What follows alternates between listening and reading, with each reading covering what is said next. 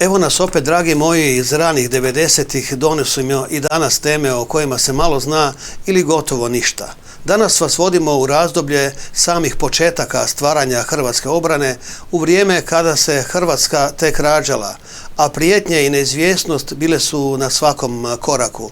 Nakon prvih višestranačkih izbora, već u ljeto 1990. pojavile su se barikade u Kninu i napetosti koje su ubrzo prerasle u otvorenu pobunu. Upravo tada u Sisku i Banovini počinju tajne pripreme za obranu, stvaranje prvih dragovoljačkih odreda i okupljanje ljudi koji su često bez oružja i iskustva imali samo jednu misao – obraniti Hrvatsku. O tim ranim danima, formiranju dragovoljačkih odreda i nastanku 57. samostalnog bataljuna Zbora narodne garde govori nam čovjek koji je bio u samom središtu tih zbivanja, gospodin Željko Sklepić, tada zadužen za obavještajne poslove, psihološku aktivnost u zapovjedništvu postrojbe. Gospodine Sklepiću, dobar vam dan i dobro nam došli u emisiju. Dobar dan, Nikola, hvala na pozivu. Gospodine Sklepiću, idemo se kratko vratiti u 1990. godinu. Danas je i poseban datum 16. listopada. Po čemu ga vi pamtite? Pa 16. listopada je vraćen spomenik Banu Jelačiću na središnji Zagrebački trg. To je bio jedan veliki dan za hrvatski narod, a tog dana mi dragovoljci smo se naoružali. Sjećam se da je bio maglovit dan, jesenji dan i da smo imali puno posla tog dana, te večeri i te noći. Podijeliti 400 automatskih pušaka koje smo dobili dan ranije i naoružati našu postrojbu. Vratit ćemo se automatskim puškama, krenimo nekako od početka, odmah nakon izbora. Mlada hrvatska država bila je u velikim problemima, prema obali na svim važnijim prometnicama bile su barikade. Ovdje kod nas Petrova Gora, skupovi s kojih se pozivalo na obračun sa Hrvatima. Što mi radimo tada, gospodine Sklepiću? Što vi radite tada? Dakle, da bi se uopće razumjelo zašto smo mi poduzimali ove aktivnosti koje su vezane za stvaranje Hrvatske vojske, trebamo krenuti od datuma, to je 23. svibanj 1990. godine, kada je Hrvatska teritorijalna obrana razoružana. Dakle, to je bilo tjedan dana prije nego što je izborni pobjednik, a to je bila Hrvatska demokratska zajednica i dr. Franjo Tuđman, prije nego što je preuzeta vlast. Dotadašnja vlast na čelu sa Ivicom Račanom i SDP-om šutke je postupila po zapovjedi koja je došla iz generalštaba JNA o preuzimanju oko 200.000 komada različitog pješačkog naoružanja, nešto protuzrakoplovnog i protuoklopnog, i jednostavno Hrvatska više nije imala svoju teritorijalnu obranu, odnosno nije imala oružje teritorijalne obrane. To je važno spomenuti da se ta zapovjed odnosila i na Sloveniju. Međutim, Slovenija je, njihovo vrhovništvo je odbilo tu zapovjed i slovenska teritorijalna obrana je nastavila funkcionirati kao oružana sila te republike, a naša je bila praktički razoružana i dobrim dijelom kasnije i rasformirana. Dakle, točno tjedan dana prije održavanja prvih višestranačkih izbora. Nego nakon proglašenja, odnosno konstituiranja Sabora. Danas taj dan slavimo kao Dan državnosti, 30. svibnja. Znači, 23. svibnja je Hrvatska ostala bez oružja teritorijalne obrane, koje je prebačeno pod nadzor JNA. A gdje je to oružje završilo? Pa to oružje kasnije je završilo u rukama pobunjenika, najvećim dijelom, i tim oružjem najviše je napadana Hrvatska na početku oružanog sukoba, kasnije otvorenog rata, i to su bile, time su naoružana sve one paravojne četničke i ine postrojbe koje su napadale hrvatsku vlast. Kako je teklo dalje naoružavanje Hrvatske? Dakle, tko nas je naoružao, odakle oružje stizalo u Republiku Hrvatsku? Dakle, i taj dio isto trebamo objasniti. Znači, nakon što je Hrvatska ostala bez oružja teritorijalne obrane, postalo je jasno da jednostavno Hrvatska novoizabrana vlast i mi svi koji smo tada činili tu vlast i velik dio naroda koji je glasovao za demokratske promjene i izabrao Hrvatsku demokratsku zajednicu, da će biti ugrožen na različite načine, što od pobunjenika, što od saveznih institucija kao što je JNA ili predsjedništvo SFRJ koje je bilo pod utjecajem Srbije i Miloševića. I zbog svega toga i onoga što se događalo u Saboru, dakle, sjetimo se da predstavnici srpske zajednice u Hrvatskoj da su opstruirali rad Hrvatskog sabora od samog početka. Pa obično je samo došao jedan njihov predstavnik koji je izazvao revolt ostalih saborskih zastupnika, pa onda sjetimo se i one poznate torbe koja je letila prema tom provokatoru. Torbu je uputio... Ko je torbu bacio zapravo? Pa Ivan Bobetko, naš vođa našega kraja, dakle, koji je formirao Hrvatsku demokratsku zajednicu na području Siska i Banovine. On je onako revoltiran takvim nastupom bacio torbu. Imajući sve to u vidu, dr. Franjo Tuđman kao iskusni i vojnik i političar i povjesničar, on je shvatio da Hrvatska mora pristupiti formiranju svoje oružane sile. Začetak tih aktivnosti je 17. srpanj 1990. godine, kada su donijete odluke o pripravnosti prvog stupnja. Na temelju tih odluka krenulo se u realizaciju, odnosno okupljanje mlađih i sposobnijih ljudi koji su spremni stati u obranu Republike Hrvatske. Za nas... Da li je to bilo po nekakvoj HDZ-ovoj liniji ili kako? Da, to je bilo, ja govorim o stranačkoj liniji u kojoj sam tada bio uključen. Pretpostavljam da je bilo i drugih linija, pogotovo kroz MUP i ostale institucije tadašnje, ne zaboravimo još, Socijalističke Republike Hrvatske, još nismo proveli ni one prve ustavne amandmane i mi smo krenuli u realizaciju dobivenih uputa,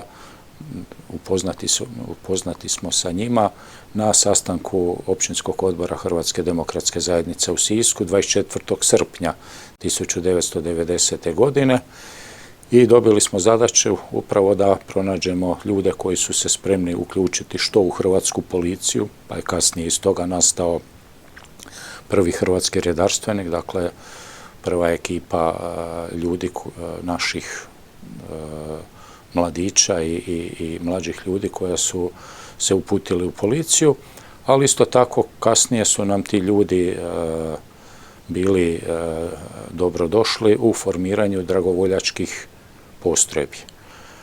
Znamo da je 17. kolovoza 1990. godine u Kninu započela otvorena oružana pobuna. Vjerojatno stariji gledatelji i slušatelji se sjećaju onog nastupa Milana Martića gdje govori naslonjen na jednom nogom na balvan da je on Milan Martić, inspektor iz milicije Knina i da više tuda Hrvati ne mogu prolaziti i da je njima dosta, što je već govorio, uglavnom mislio je na Hrvatsku državu.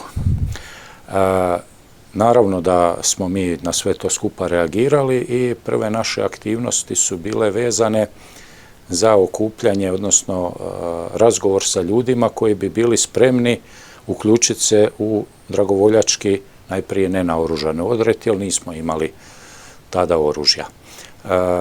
Tako smo na području tadašnje općine Sisak odredili da imamo 10 područja, ajmo tako reći, ili zona i u svakoj toj zoni će biti 50-ak ljudi koji su spremni preuzeti naoružanje kad ono stigne. To je također važno spomenuti da po tadašnjim propisima da je Hrvatska imala pravo kupiti oružje za svoje potrebe, čak i obavezu, dakle sukladno Ustavu iz 1974. godine i zakonima koji su tada bili na snazi. Međutim, ta mogućnost je bila gotovo isključivo vezana za kupovinu oružja koje ide preko crvene zastave u Srbiji, u Kragujevcu.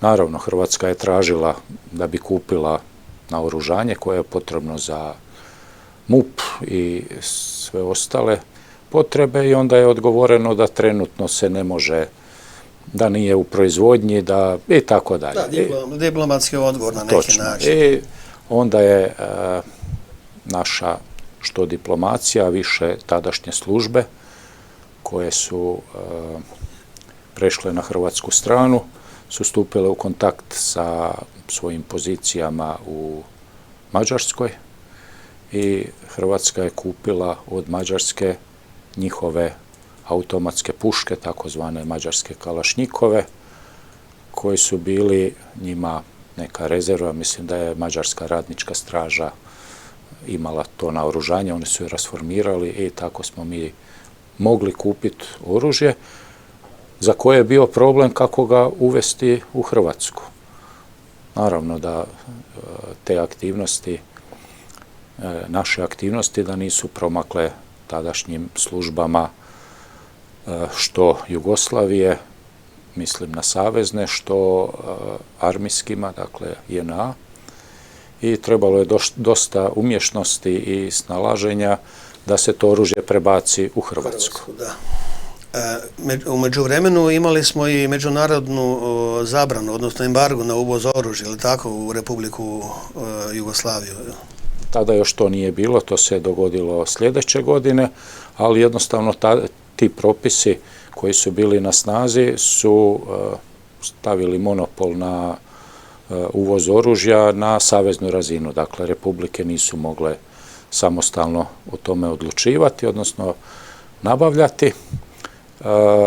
Ovo sve skupa govorim zato što bilo je tu različitih i događaja i slučajeva gdje je na neki način i provaljena ta naša akcija i postojale su i timovi kontraobavještajne službe JNA koji su imali zadaću da zapljene to oružje i tako dalje, ali umješnost ljudi koji su to provodili, a to su uglavnom bili, ponavljam, pripadnici sigurnosno-obavještajnog sustava tadašnje Republike Hrvatske, dakle bivšeg sustava, koji su se stavili na raspolaganje novoj hrvatskoj vlasti i tu je sigurno njihova zasluga. Da, bili su odani, bilo je među njima i ljudi koji su kasnije razotkriveni kao neprijateljski agenti, provokatori, svega i svačega, ali treba reći dakle da u tim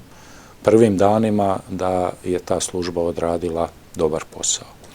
To oružje koje je došlo u Hrvatsku distribuirano je u pratnji tadašnje naše specijalne policije, konkretno nama u Sisak je dovezeno 15. listopada 1990. godine i spremljeno u selu Stara Drenčina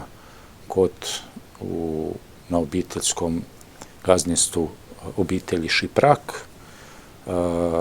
Zapovjednik te operacije, dakle ispred specijalne policije bio Marko Lukić i mi smo tada zaprimili 400 mađarskih kalašnjikova. Koliko je ta lokacija zapravo bila sigurna, s obzirom da je neposredno u Petrinji je tada bila vojarna, odnosno dvije vojarne, kako ste to čuvali?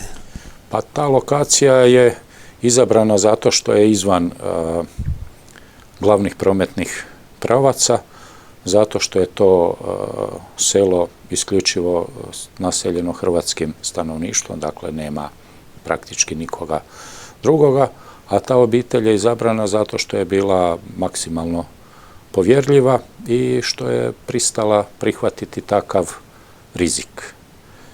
I već sam spomenuo, dakle, 16. dakle sljedeći dan smo krenuli u distribuciju tog oružja po ovim našim zonama, odnosno područjima koja smo...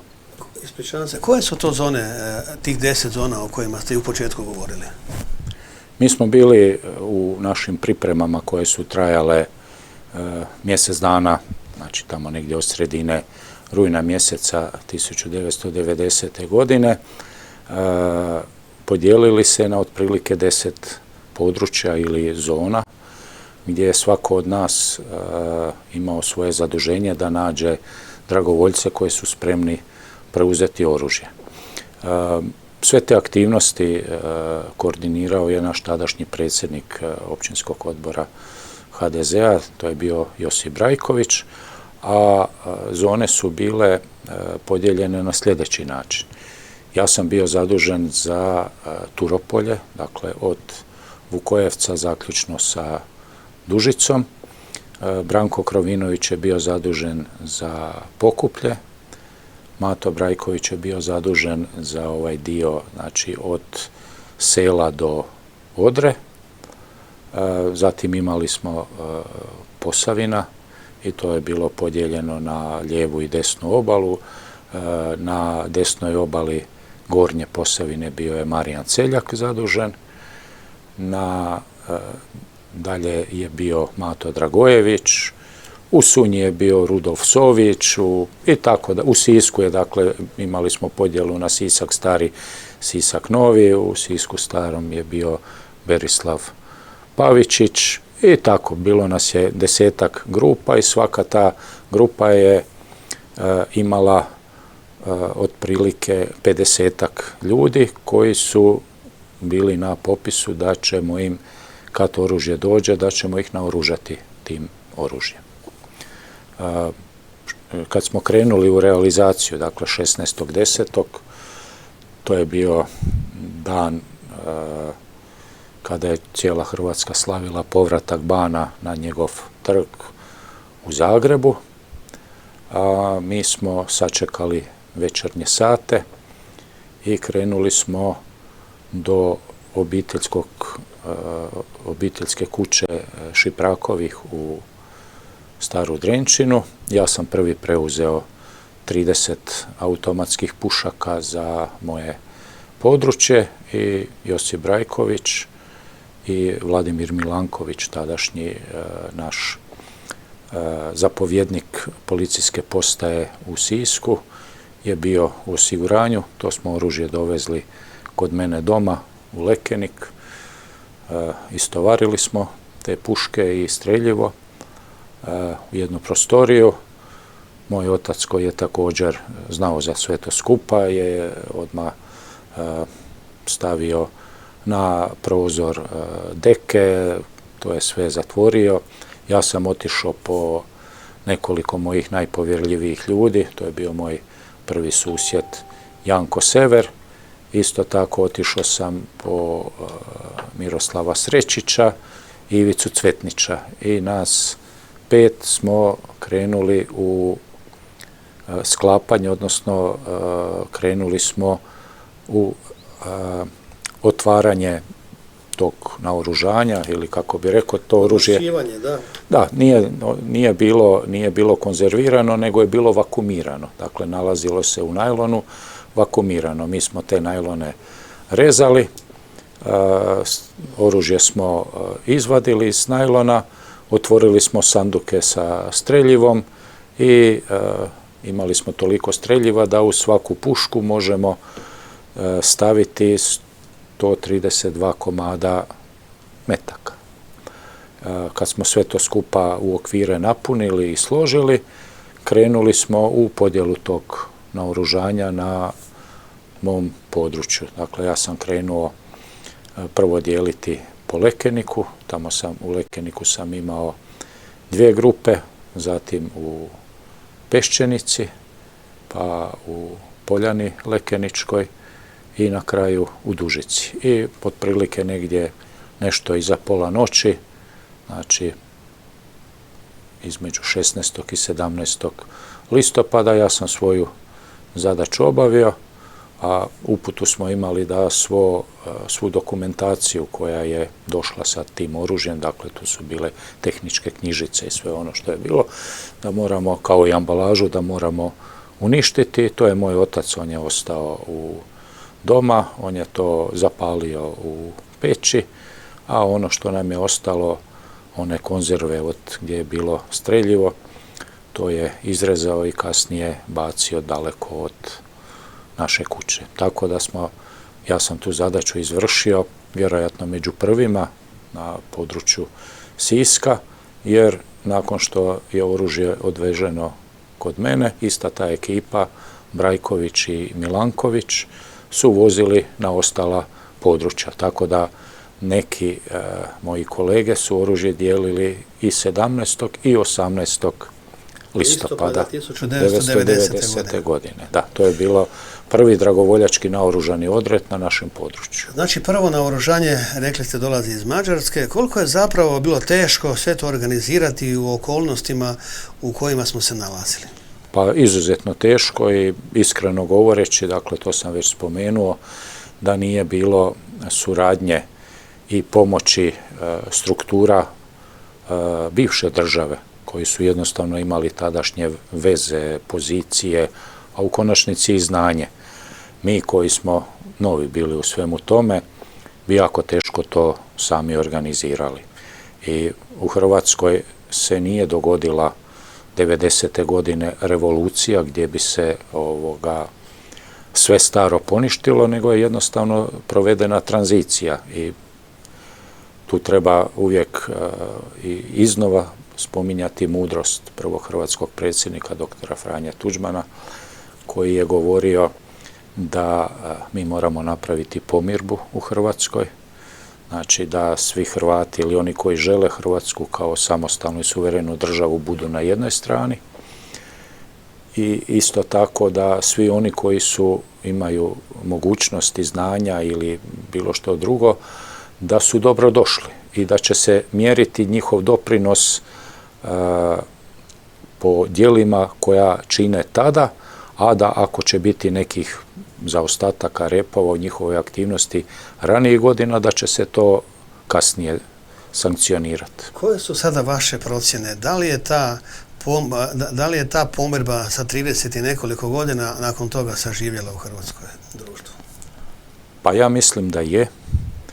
Mislim da je i da ove podjele koje se sada stvaraju, ja evo mogu govoriti prvenstveno sa mog političkog spektra, a to je uvijek desno, dakle desni centar gdje je moja stranka Hrvatska demokratska zajednica u kojoj sam od samih početaka, evo i dan danas, i mi smo iskreno pristupili svemu tome, mi smo poslušali našeg predsjednika i vođu Tuđmana, ponudili smo ruku suradnje svima ostalima i ovo što sad vidimo u Hrvatskoj, vidimo da veliki dio naroda je upravo na ovakvom promišljanju koje ja govorim. To se najbolje i ove godine vidlo koliko je ljudi bilo evo, na koncertu Marka Perkovića Thompsona na Hipodromu, kako su ljudi s oduševljenjem dočekali mimohod u Zagrebu koji je bio. To je prava Hrvatska. A ovi koji to sve skupa negiraju ili pokušavaju izazvati podjele, to su uglavnom te lijevo-liberalno-zelene opcije koje traže se u političkom spektru i koje su očito frustrirane jer evo koliko godina ne mogu pobijediti nas koji ipak činimo većinu hrvatskog naroda. Vratimo se temi. Poznato je da je 57. samostalni bataljun bio jezgre iz kojeg su kasnije nastale mnoge postrojbe od Sisačke, Petrinjske i Sunske brigade do domobranskih pukovnija. Kako danas gledate na te ljude, na njihovu ulogu u stvaranju Hrvatske vojske i Hrvatske države? Pa dakle, ovi naši dragovoljci koje sam spomenuo, oni su bili i na području praktički čitave tadašnje zajednice općina Sisak i mi smo krajem te 90. i u prvoj polovici 91. godine odrađivali određene zadaće koje su stavljene pred nas i 10. lipnja 1991. godine formirano je zapovjedništvo 57. samostalnog bataljuna Zbora narodne garde u Sisku. I to zapovjedništvo i najveći broj ljudi koji su činili tu postrojbu su upravo bili ovi naši dragovoljci sa tim oružjem koje su dobili godinu dana ranije. Naravno da sa razvojem situacije, kad je započela otvorena oružana pobuna na našem području, a to ne treba zaboraviti da je bilo 26. lipnja 1991. godine, kad su pobunjeni Srbi napali policijsku postaju u Glini, i taj datum je itekako značajan i vezuje se uz dan ranije, dakle 25. lipnja je Hrvatski sabor potvrdio odluke koje je hrvatski narod donio na referendumu o neovisnosti i proglasio je Hrvatsku suverenom i samostalnom državom.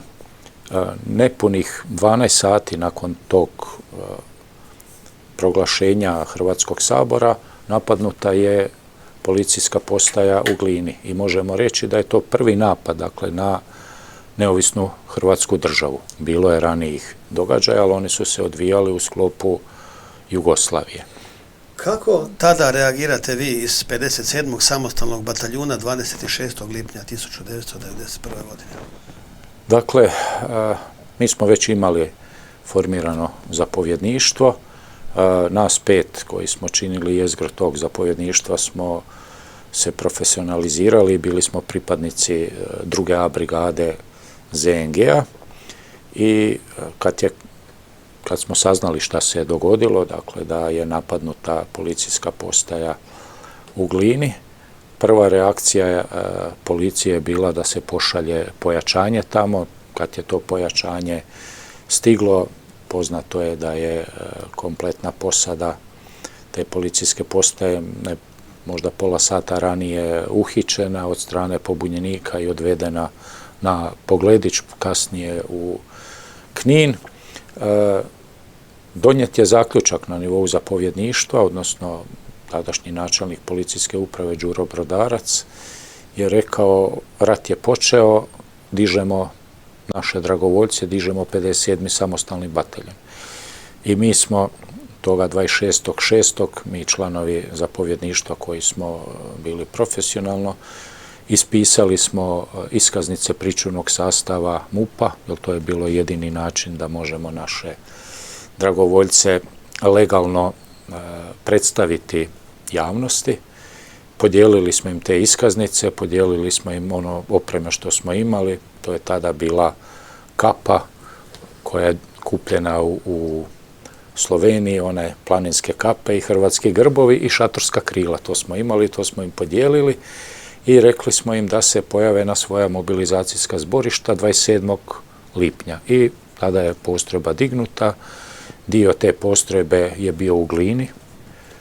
Tamo je ta postrojba već imala vatreno krštenje dan ranije. Ostali su na svojim položajima Viduševcu i onome dijelu.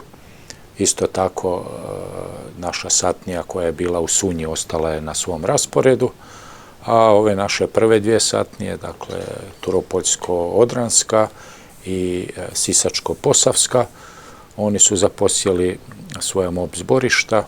Prva satnija je bila u selu Odra, a druga satnija je bila u južnom predgrađu Siska smještena. S obzirom da ste radili operativne obavještajne poslove, da li vas se taj napad 26. lipnja na policijsku postaju u Glinu iznenadio ili ste već imali neke procjene da bi se to moglo dogoditi? Dakle, imali smo procjene. Naše procjene su se tada bazirale uglavnom na informacijama koje su dobivene što od naše policije, dakle od policajaca koji su bili na terenu, što od nekih ljudi iz srpske nacionalnosti koji su se nalazili u tim područjima gdje se je pripremala pobuna. Naše informacije su tada govorile da je moguće da 2 naše policijske postaje budu ugrožene. Jedna je, dakle, Glina, što se tada i dogodilo, jer smo nekoliko dana prije toga, znači bio je 21. lipanj 1991. godine, bili na jednom koordinativnom sastanku u selu Dvorišće u obiteljskoj kući Marka Sremića i tamo smo čuli te informacije što se u Glini sprema, a druga moguća lokacija napada na naše snage bila je Sunja. I tu noć, dakle 25. na 26. lipnja, naša satnija, ili kako smo je tada zvali četa, Glinska, je bila u pripravnosti da pruži otpor neprijatelju. Međutim, neprijatelj je bio toliko brojan da oni očito to nisu uspjeli napraviti, a ja sam vodio jednu grupu upravo te noći koja je bila zadužena za čuvanje policijske postaje u Sunji. Dakle, moji ljudi, nekih 30-ak nas, bili smo 25. na 26. lipanj u Sunji. Neprijatelji, odnosno pobunjenici, su odlučili napasti Glinu, nisu napali Sunju i mi smo se bez borbe i bez ikakvog problema izvukli iz Sunje i ja kad sam se pojavio u policijskoj upravi u Sisku, već je, tad sam saznao da je napadnuta Sunja, da je napadnuta Glina. Za Sunju sam imao podatke i odmah taj dan smo krenuli u realizaciju mobilizacije naše postrojbe.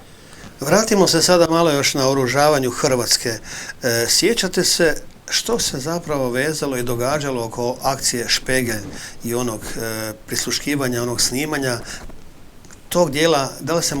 Možemo li se toga dotaknuti sada u nastupu? Kako je to sve teklo od Mađarske pa do Zagreba ili do Siska? Naravno. Dakle, teško je bilo tako jednu značajnu operaciju naoružavanja i prevoženja oružja iz jedne države u drugu sakriti od sigurnosnih službi Jugoslavije, odnosno od JNA.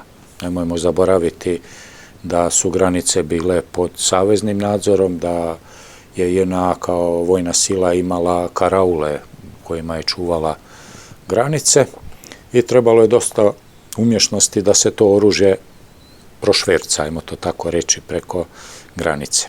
Kad smo to uspjeli, kad smo oružje podijelili, onda je vojna služba, vojna kontraobavještajna služba, ili reći ćemo KOS, napravila sve da kompromitira nas kao ljude i Hrvatsku kao državu.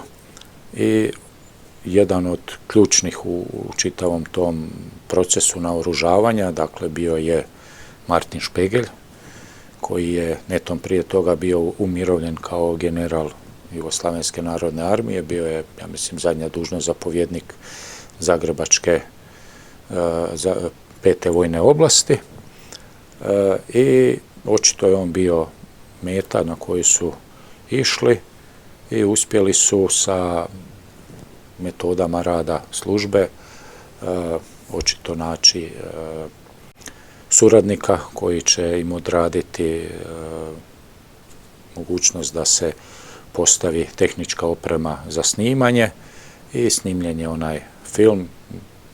Onaj film nije, kako je prikazan, nije autentičan u cijelosti, on je dijelom i namontiran, dijelom je i promijenjen, ali tadašnja, dakle, služba je uspjela tim filmom na neki način i kompromitirati tu našu aktivnost. Naravno da smo mi zbog toga imali problema, evo ja mogu govoriti za moje područje. Kao prvo, svi smo bili iznenađeni, kao drugo, dio ljudi se, neću reći pokolebao, ali uplašio na neki način da smo razotkriveni. Tada nam je došla zapovjed da se oružje mora pažljivo sakriti, dakle da ne smije biti lako vizualno dostupno i tako dalje, pa je svako na svoj način negdje spremio to naoružanje, a mi koji smo bili vođe svega toga smo bili naravno pod posebnom prismotrom. U međuvremenu smo dobili i dozvole za legalnu nabavku kratkog naoružanja. Ja sam si kupio pištolj, pazio sam kud se krećem, pazio sam društvo gdje se nalazim. Evo, mogu reći da su i moji roditelji isto u tome aktivno sudjelovali.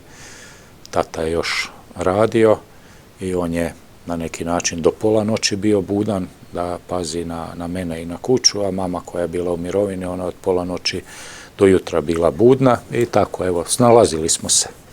Gospodine Sklepiću, od tog 16. listopada 1990. godine prošlo je 35 godina. Eto, govorili smo o svemu i o otkrivanju spomenika na trgu bana Josipa Jelačića, odnosno na tadašnjem trgu Republike i početak naoružanja. Za kraj, koja bi bila vaša poruka našim slušateljima, gledateljima, javnosti? Pa dakle, evo, ja sam ispunjen čovjek. Ja sam ostvario sve ono što sam sanjao i zbog toga sam sretan. Moje osobno zadovoljstvo je najviše uvjetovano time što imamo Hrvatsku nezavisnu, suverenu, što smo ispunili sve odrednice velikog strateškog plana doktora Franje Tuđmana, što smo članica od Ujedinjenih naroda, NATO-a, Europske unije, šengenskog prostora i što živimo puno bolje nego što smo živjeli ranije. To je jedna strana. Druga strana je što smo se konačno nakon tih nesretnih 70 godina odvojili od tog nekakvog srbijanskog utjecaja kroz sve te tri Jugoslavije koje su postojale na bilo koji način i što smo se vratili tamo gdje Hrvati pripadaju, a to je u Srednju Europu, u Mediteran. Mi imamo svoju državu, svoj život, svoje aktivnosti.